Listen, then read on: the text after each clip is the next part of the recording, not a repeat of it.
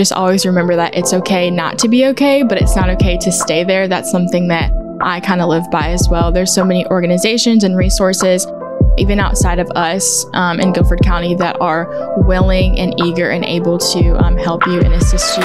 We want to empower you to make fully informed choices about your pregnancy and parenting options. Let's talk about what's next now that pregnancy has entered the chat. Welcome back to Pregnancy Has Entered the Chat. Today we have Olivia Charnetzky on the podcast. Olivia is our case manager and client service coordinator at the Pregnancy Network. She's been here for 2 years and has recently piloted our case management services. Olivia's passion for serving women translates into providing practical resources and support. She's an expert on community and national resources available to empower you in your situation, whether that be an unplanned pregnancy or something else. Olivia, welcome to the podcast. Thank you for having me. Of course, I'm so excited to have you on. So to start, I'd love for you to share your education and background with our listeners. Yeah, so I'll just go ahead and start off with my background with TPN. So I started here actually as a volunteer. I did peer advocacy for a little bit, and then right around that time I became a volunteer. I was in the process of kind of changing my career paths and major at my university, and then was looking for another part-time job as well. And then right around that time, I was looking on TPN's website and saw that they were hiring for a client service position. So I was like, perfect, applied for that. And then I got it. And then I worked as a client service coordinator for a little bit prior to this case management position, which I just started in January. So yeah, I'm really excited to just be in this new role and serve our clients in this new way. And then as far as my educational background, my college journey and experience was everything but ideal and normal for a lot of different reasons. But I started off at UNCG. I was a nursing major. And then my junior year, I transferred to Winston-Salem State for their nursing program as well. Got into the nursing program, was starting. And then unfortunately, due to like some unforeseen circumstances with COVID or regarding COVID, I was kind of forced to change my major and make a really difficult decision.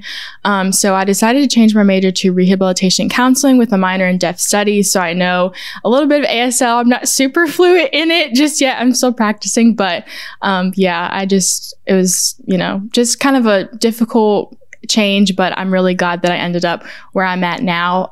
Rehab counseling, it entails kind of assisting individuals with their like developmental skills, emotional skills, cognitive skills, and kind of just pushing them to become better and help them in that area. It also entails a lot of counseling and case management skills as well, obviously. And one of the main practices that I like to use is called motivational interviewing.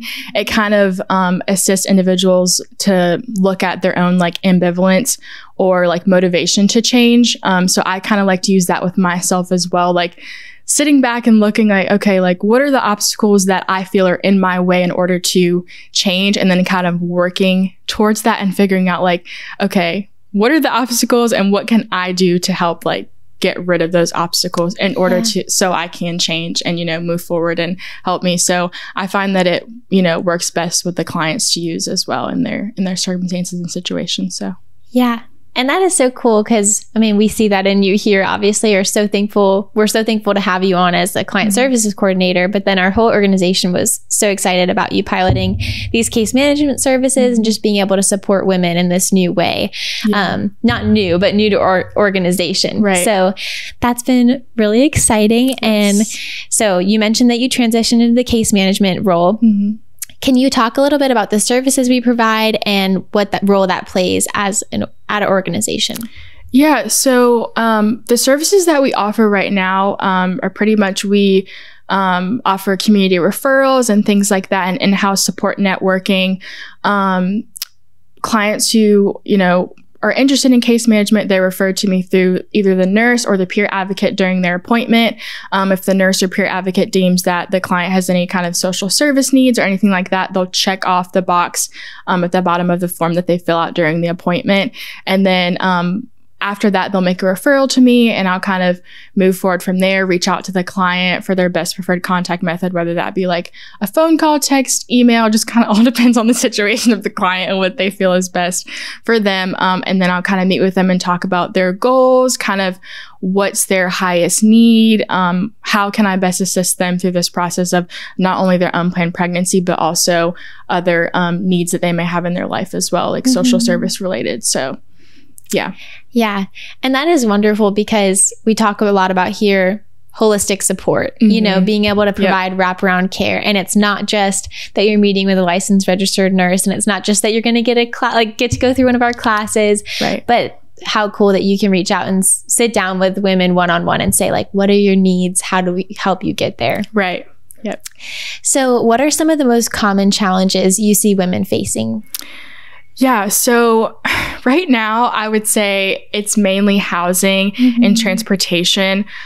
There is a huge housing deficit in Guilford County for not only affordable, but safe housing as well. Yeah. There are several organizations, though, in this area that do offer support in regards to housing if the client or whoever is facing homelessness, like My Sister Susan's House or Room at the Inn.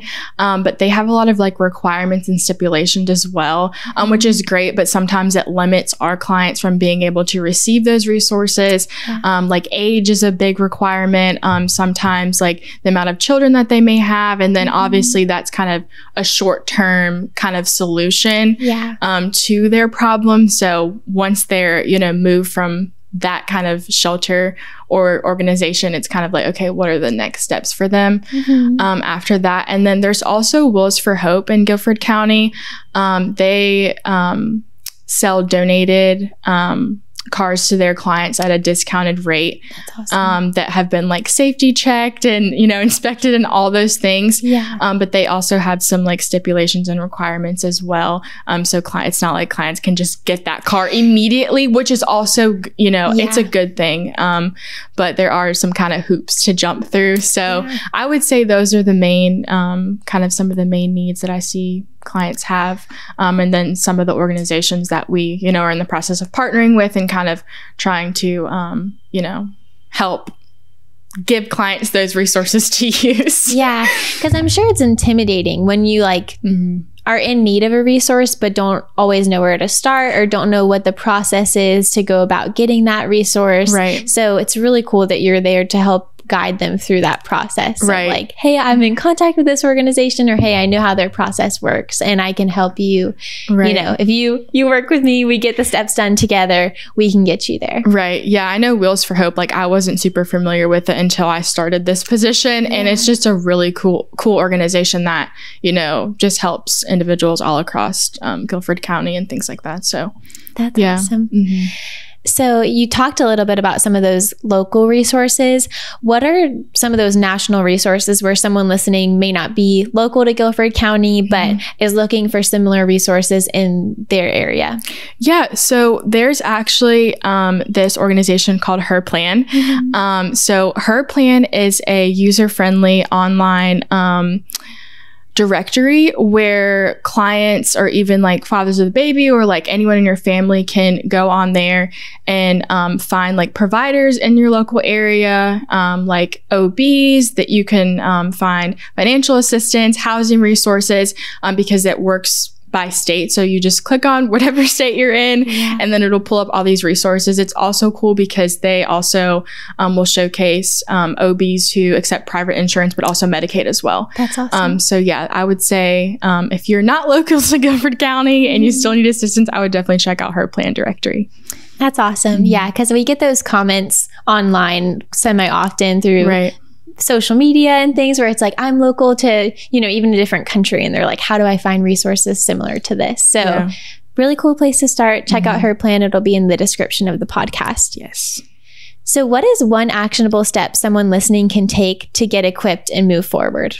My encouragement and advice would be to just always remember that it's okay not to be okay, but it's not okay to stay there. That's something that I kind of live by as well. There's so many organizations and resources, even outside of us in Guilford County, that are willing and eager and able to help you and assist you through not only your unplanned pregnancy, but also any other kind of life situations or struggles that you may be dealing with. Yeah. So like I said, this is something that I live by as well in my life. I would just say try to kind of dig deep and find your why or motivation behind wanting to heal and get better and kind of move forward in your situation. Yeah, that's awesome. I think that's so important, of just the why, you know, like some of us who have a faith or have some sort of, you know, intrinsic motivation of this is why I'm going to keep moving forward. And also for a lot of the women we serve, that's their baby, you know, like they're like, okay, I'm going to get myself, you know, in the spot I want to be in, but also I'm doing this for the little people that I love. Right. Yeah. So. And even if it's just one thing a day to make you feel, you know, motivated, like I know I've heard the quote and people say a lot of times, like, just get up in the morning and make your bed. Like by doing that first thing, you feel like accomplished, and it's going to drive the rest of the day and kind of motivate you for the rest of the day to continue forward and accomplish other goals that you have. Yeah. And then as far as goal setting, I would even, you know, recommend that as well. Like even if it's just a little small, like kind of short-term goal, even for the day, like after you know, accomplish it, or even like trying to accomplish it, you may not get it in that day, but just like moving forward and making steps to do that, you'll feel just a lot better. And I'm speaking to myself when I say this as well, because there's so many things that and so many goals that I have that I want to accomplish, but sometimes that fear can kind of drive you, whether that be like you feel like you're going to fail or be unsuccessful. That fear can kind of overcome the fact of you just taking little small actionable steps to reach that goal. Yeah, it's kind of the whole like trendy habit stacking thing too, of like, you know, you set up one thing and then you keep tackling the other things. And just like, I love that you said like the one goal for today, you know, even if it's like, okay, I'm gonna, you know, do this one thing I've been putting off for the paperwork for this organization, or the next day it's, I'm going to put $5 in a savings account and I'm going to watch it grow, you know, like just doing those couple things and just saying, you know, I may not be exactly where I want to be yet, but here's where I'm going to start and we're going to get there, you know? Right. A little definitely goes a long way.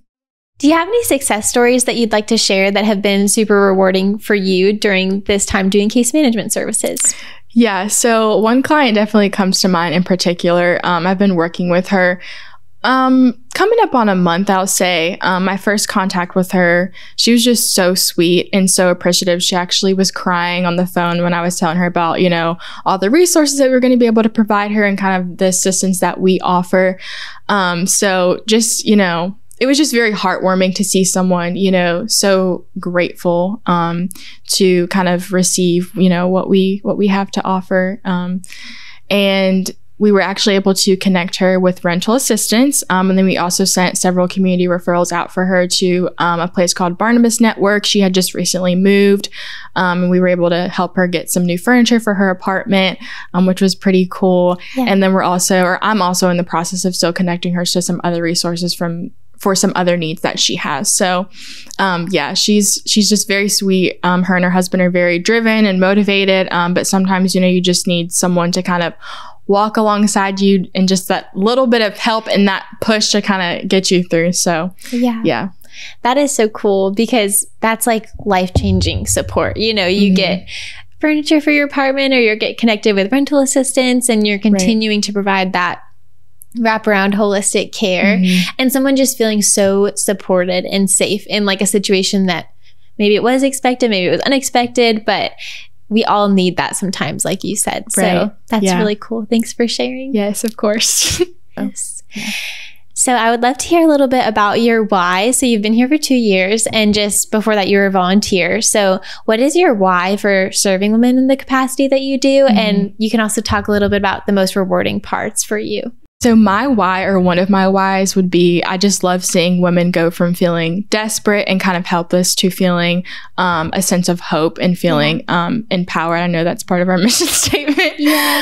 But it's really cool to see, and I'm working with a client right now. It's really cool to see just even some of the small steps and ways that we're able to help her, and how they're not small to her. Like it's tremendous. And to me, it just may feel like a little email that I sent her or like a resource, but to her, like it's making such an impact.